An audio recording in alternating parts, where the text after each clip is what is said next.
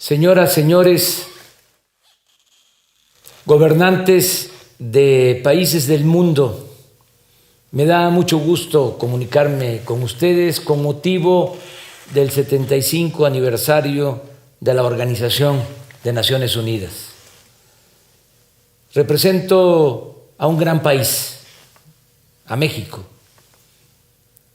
que tiene una historia y una tradición cultural como la de otros pueblos del mundo.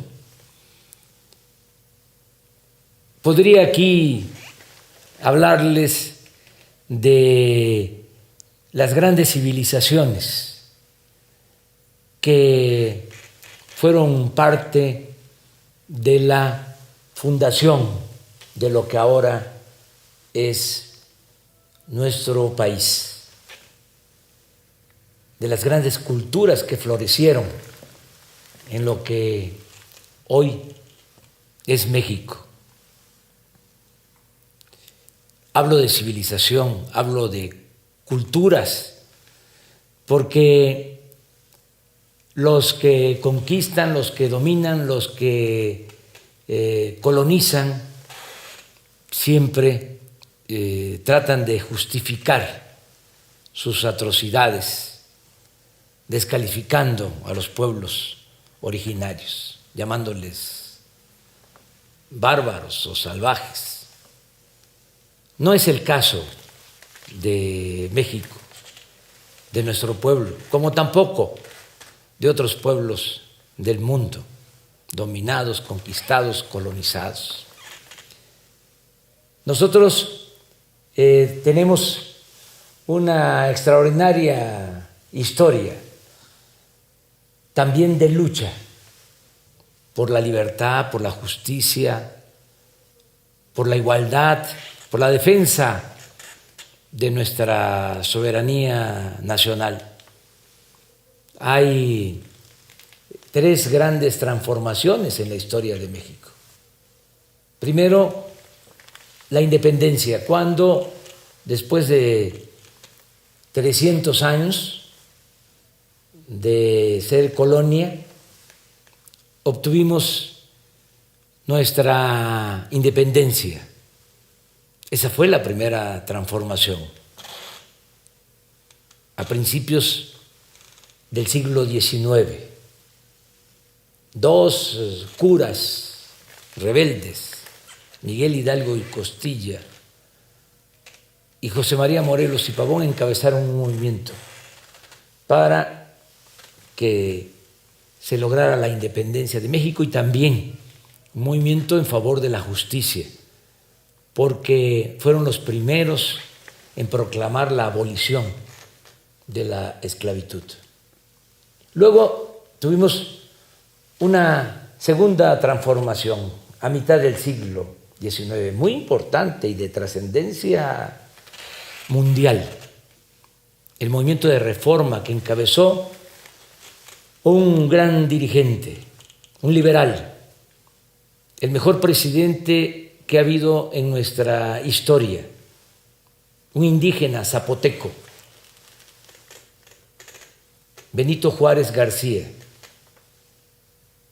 Se le conoció como el benemérito de las Américas. Fue tan importante su proceder y su fama que Benito Mussolini lleva ese nombre porque su papá quiso que se llamara como Benito Juárez. ¿Qué hizo nuestro prócer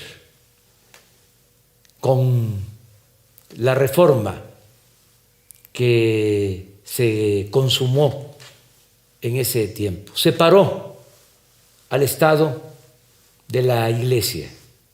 Antes que en otros países, llevó a la práctica el principio bíblico de que a Dios lo que es de Dios y al César lo que es del César.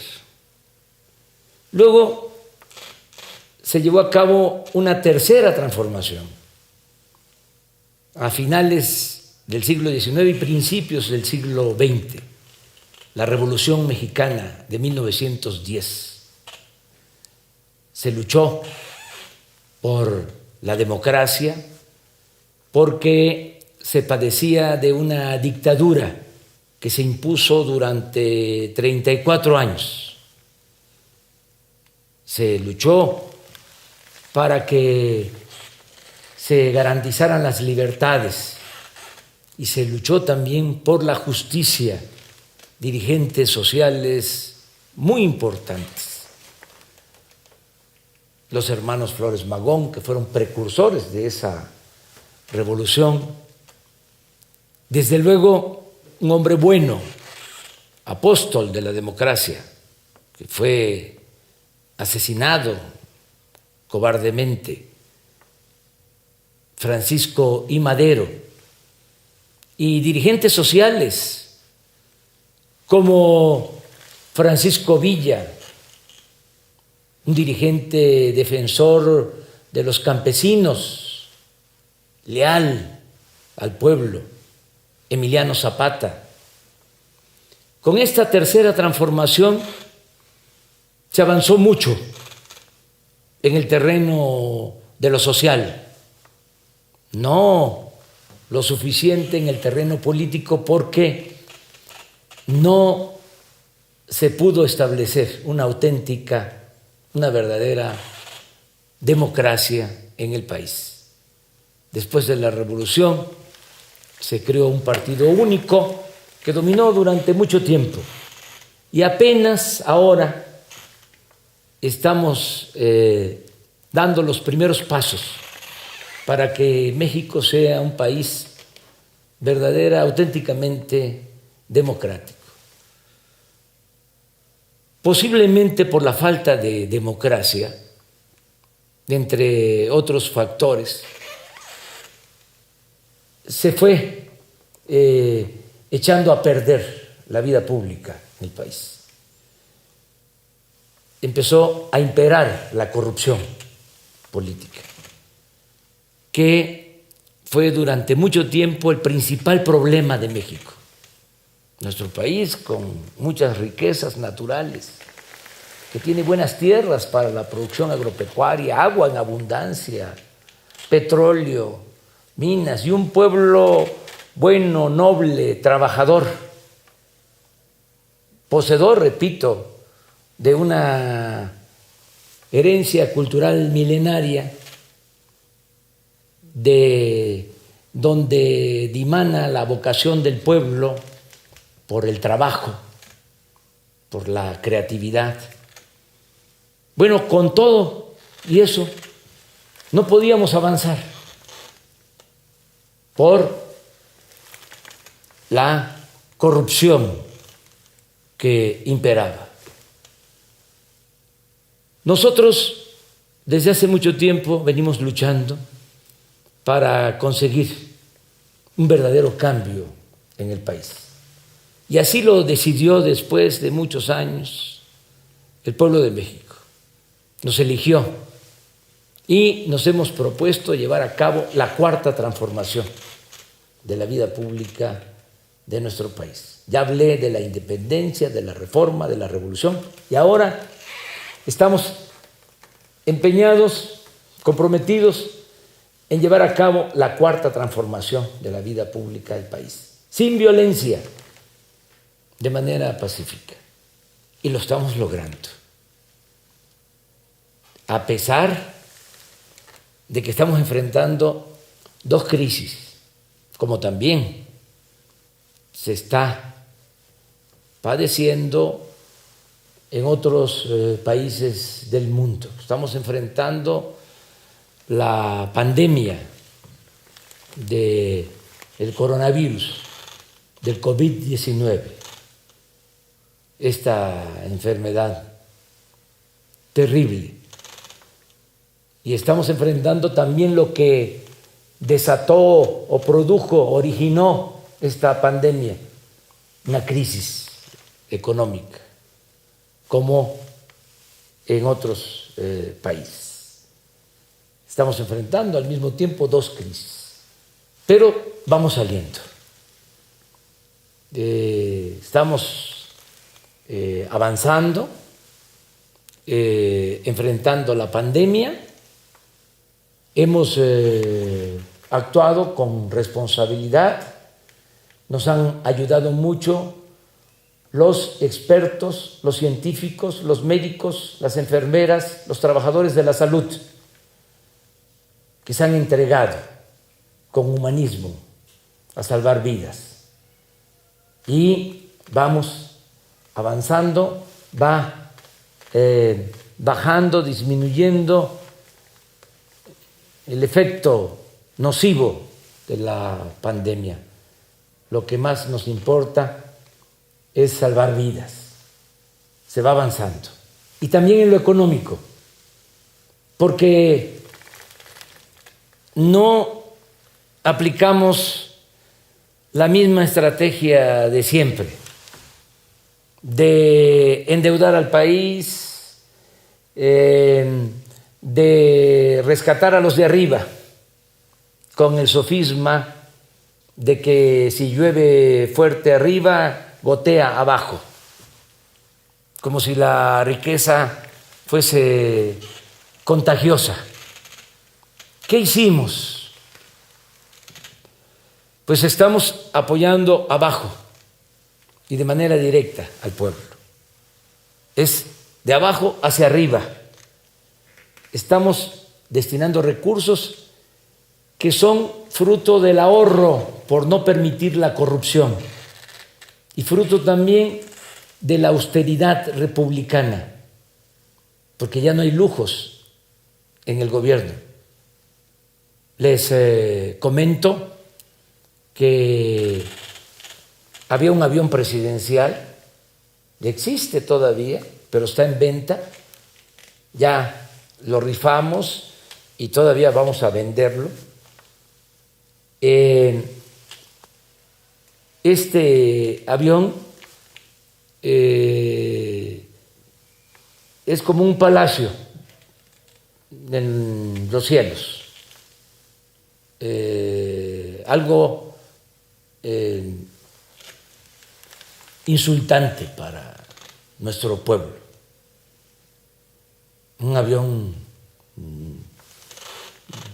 de lujo para 240 pasajeros, adaptado para 80, con sala de junta, con recámara,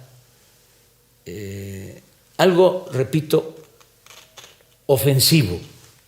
Entonces ya el presidente de México, quien les habla, se traslada por carretera, en vehículos y en avión de línea. No está permitido utilizar aviones, helicópteros particulares para funcionarios, para servidores públicos. También, entre otras cosas, desapareció un cuerpo de élite que cuidaba al presidente. ¿Saben cuántos cuidaban al presidente? 8,000 elementos. Se llamaba esa institución, que venía de tiempo atrás, Estado Mayor Presidencial. Y así se han terminado lujos, las extravagancias. No puede haber gobierno rico con pueblo pobre. Entonces, la fórmula es no permitir la corrupción y ahorrar, y que no haya ostentación, lujos en el gobierno, y también liberar fondos para el desarrollo.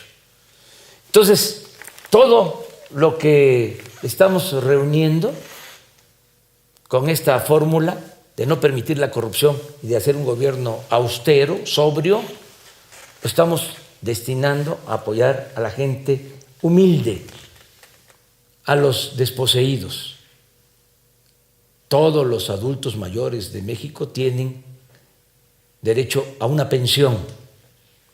Todas las niñas, los niños con discapacidad también reciben una pensión. 11 millones de estudiantes pobres reciben becas y así muchos programas sociales.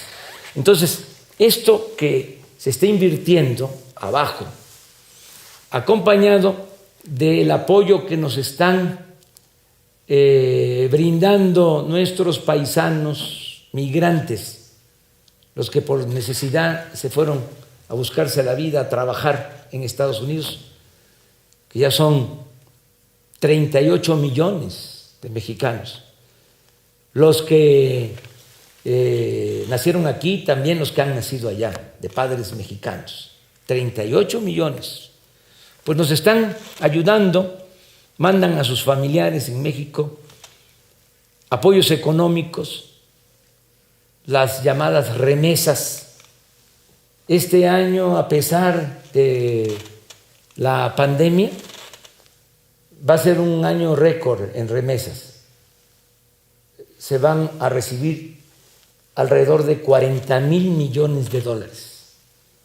Y ese dinero, mes con mes, llega a 10 millones de familias pobres de nuestro país. Entonces, con lo que estamos invirtiendo desde el gobierno y con las remesas, estamos fortaleciendo el consumo y, a pesar de la pandemia y de la crisis, no hay hambre en nuestro país. Se está garantizando el consumo básico a millones de mexicanos. Y ya poco a poco se va recuperando la economía. Esto también se complementa con el hecho de que acabamos de firmar un acuerdo con Estados Unidos y Canadá, un tratado que ya entró en vigor, y esto significa que están llegando inversiones al país, se están instalando empresas y se están creando empleos para el bienestar de los mexicanos. Yo tengo mucha fe en el futuro de México, pero también tengo mucha fe en el futuro del mundo. Yo soy un creyente y mi credo es el de la fraternidad universal. Por eso yo les envío a todas, a todos, un abrazo desde la Ciudad de México, capital de nuestra República.